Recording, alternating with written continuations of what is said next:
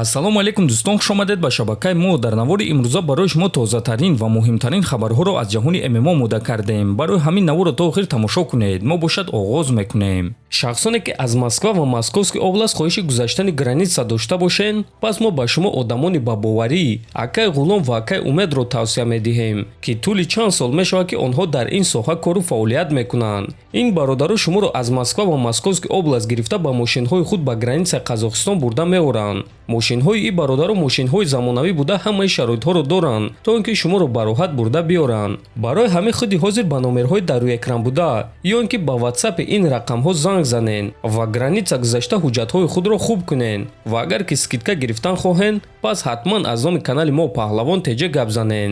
роҳи сафед дӯстон.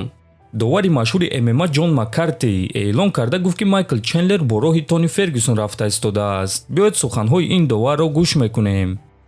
Майкл Чендлер то статуси Тони Фергюсон расид. биёед ҳақиқатро мегӯем. ӯ киро шикаст дода метавонад? ӯ хеле сӯзҳаракат менамояд ва дар вазни сабук шумо сӯзҳаракат буда наметавонед. Чарлз Оливера ки баъзе ҷангии ӯ ҷиу-ҷитсу аз Чендлерро дар гӯштин гузашт. ман ҳозир гуфтанӣ нестам ки Чендлер 8 мағлубияти пайдарҳам дорад, аммо ӯ аниқ бо роҳи Тони Фергюсон рафта истодааст, гуфтааст Маккарти. ва дӯстон, бояд гуфт ки Майкл Чендлер дар 5 муҳорибаи охирони худ танҳо як ғалаба дорад ва ин ғалабаро ӯ дар муҳориба зидди Тони Фергюсон ба даст оварда буд.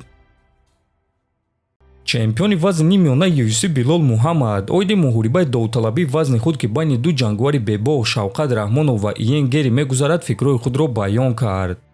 рости гап, ман шодам ки UFC камарбанди муваққатӣ намонданд. ин кор тамоман дар кор нест. аммо бале, муҳорибаи Гэрри зидди Шавкат аз муҳориба зидди Бакли дида маънои калонтар дорад. онҳо ҳардуяшон бебохтанд ва ҳардуяшон ҳозир дар қуллаи баландӣ қарор доранд. пеш онҳо ба якдигар визов медоданд. агар ки ба вазни мо назар кунем, пас ин муҳориба маънои калон дорад ва ман бесаброна дидан мехоҳам ки ин муҳориба чӣ гуна мегузарад, гуфтааст Билол. хотиррасон мегирем ки аз аввал Шавкат Раҳмонов бояд ки зидди Билол Муҳаммад барои камарбанд меҷангид, лекин Билол Муҳаммад осеб гирифт ва ба ҷои ӯ ба муҳориба Гэрри мебарояд ва ғолиби муҳорибаи онҳо бо Билол Муҳаммад барои камарбанд меҷангад.